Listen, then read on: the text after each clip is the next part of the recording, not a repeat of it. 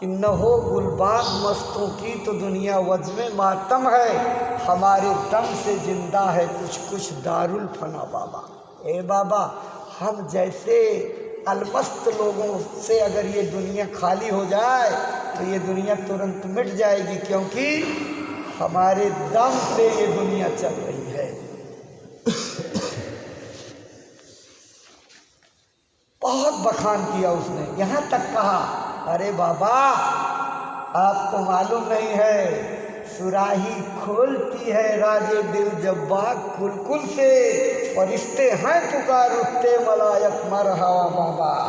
जब सुराही प्याले में उड़ेलती है, कुलकुल कुलकुल की आवाज़ करती है, तो ऐसा लगता है जैसे फरिश्ते गुणगान करके कह रहे हैं वाह वाह वाह वाह। बड़ी तारीफ की। उसके बाद सब सुनते रहे, और सुनने के बाद अंत में कहा, सुनो बादशाह, लुन्हाए हों जिन्होंने खुम के खुम सोहवाए उर्फा के, कहाँ वो तालिबे अफसुद और अंगूर रहते हैं, जिन्होंने उस मालिक की बिरह के ड्रम चढ़ा लिए हों, उनके सामने ये तुम्हारी अंगूर की शराब क्या मायने रखती है। इसको बनाना पड़ता, पीना पड़ता है। ओ मैं अपनी है जिसको बिन पिए मुखमूर रहते हैं, ख्याले चश्म साकी के नशे में चूर रहते हैं। वो अपनी शराब है, कहीं दूसरी जगह से लानी नहीं पड़ती। और जो पी लेता है मुर्शिद की आंखों में आंख गड़ा करके हमेशा मस्त मगन रहता है।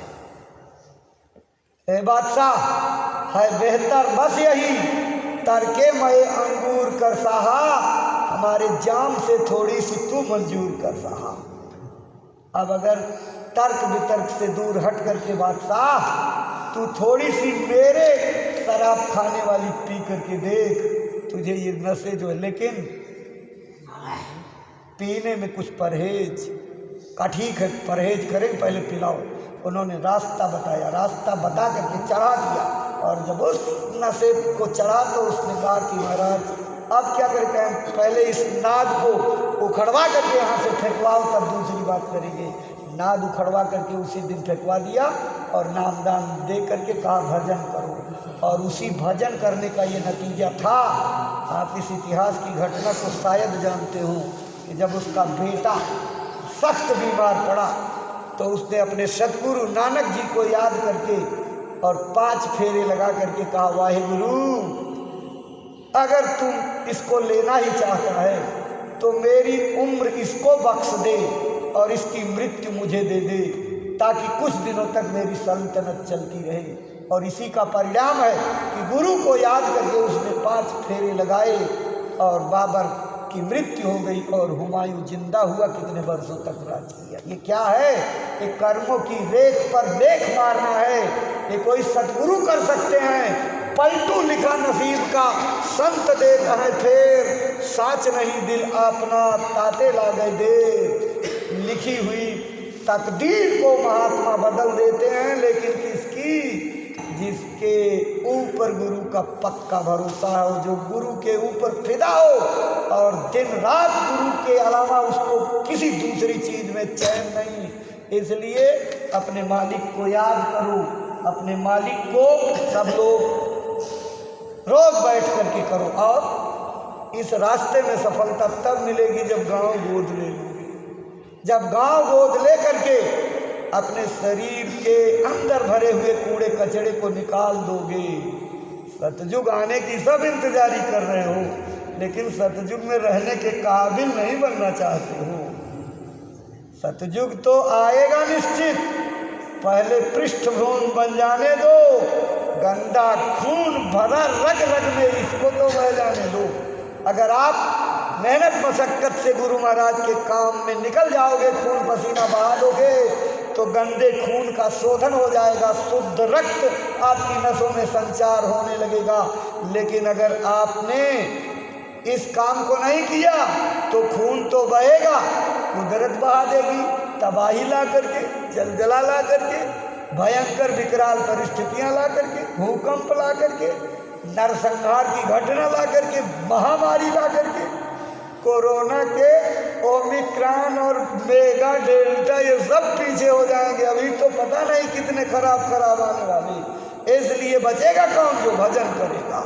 रक्षा किसकी होगी? जो मालिक को याद करेगा, जो गांव-गांव जा करके गोद ले करके गुरु महाराज की वाणियों को पहुंचा करके गुरु के प्यार में लबरेज हो करके घूमेगा, वही बचेगा।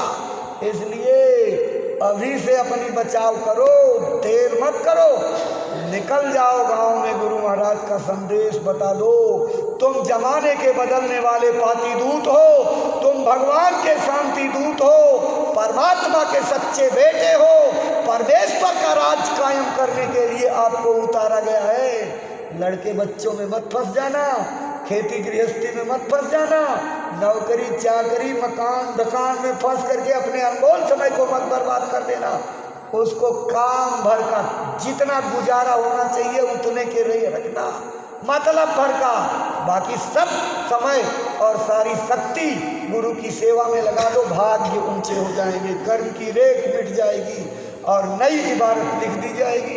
इसलिए प्रेमी भाई बहनों, सेवा से सब कुछ होता है, सेवा से सब पाया जाता है, सेवा से बढ़कर के कोई चीज़ नहीं होती। इसलिए आपकी सेवा का समय हो गया है, अपनी बातों को यहीं पर विराम देंगे। याद रखिएगा, गांव गोद लेना इस परमार्थ के रास्ते की सबसे बड़ी रोशनी है, और इसमें अगर चूक गए तो फिर आप जानो आपका काम। गुरु महाराज भी तो कहते रहे चूको मत, मेरे सामने कर लो, लेकिन हम लोग मन की धारा में बहते हुए आज रात रात छटपटाते हैं कि गुरु महाराज ने बहुत दया उड़ेली, बहुत कृपा की, लेकिन हम समझ नहीं पाए, हम पकड़ नहीं पाए, हम जाग नहीं पाए, सोते रहे, गुनाहों की गठरी लाद करके फिरते रहे। अभी पूज्य महाराज जी के सानिध्य में समय मिला है। पूज्य महाराज जी गुरु महाराज की दया कृपा का भंडार लेकर के बैठे हुए हैं। ऐसे नहीं जिम्मेदारी मिली हुई है, गुरु महाराज ने खूब निरख परख करके, जांच पड़ताल करके, इम्तहान ले करके तब अपने मिशन की जिम्मेदारी सौंपी है। लेकिन आप चाहो तो गुरु महाराज की जो दया वंचित रह गई आपके जीवन में, वो प्राप्त कर सकते हो। उनके वचनों का पालन करके, उनके कहने के मुताबिक चल करके, उनको गुरु महाराज का प्रकट स्वरूप मान करके आपका काम बन जाएगा। लेकिन अगर आप फर्क करोगे और उन्हें समझोगे कि मेरी भी उम्र से कम है, तो यही धोखा हो जाएगा। जितने लोग इस मुगालते में हैं, सब लोग कहते हो तुम मेरे पढ़ाए हुए बच्चे हैं, मत धोखा खाओ। वो तो मर्यादा में रह करके हर चीज़ जो है सीखते हैं। गुरु सब कुछ जानते हैं, वो लिखा नहीं है कि जब गए वहाँ पढ़ने के लिए तो विद्या निधि को विद्या दीनी, वो विद्या के खजाने हैं, लेकिन फिर भी मर्यादा में रहते हुए गुरु की परंपरा का निर्वाह करते हैं। इसलिए गुरु महाराज ने अपनी दया कृपा भर दी है, उनके अंदर उतार दी है संगत की संभाल के लिए। ऐसा निर्णय नहीं जो अनामी महाप्रभु हमारे एक एक जीव की परिस्थितियों पर नजर रखे हुए थे, संतता को बेसहारा छोड़ करके चले जाएंगे, संगत को असहाय छोड़ करके गए जी नहीं। उन्होंने पुख्ता तैयारी करके इसकी जिम्मेदारी दी है। किसी गफलत में मत रहना, नहीं धोखा खा जाओगे।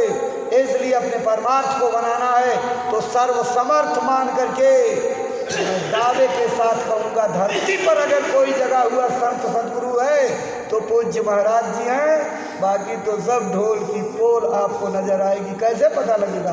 दरवाजे पर बैठो, उतारो अंदर में उनके स्वरूप को, देखो गुरु महाराज की ताकत उनके अंदर कैसी आई, आपके हाथ की बात है।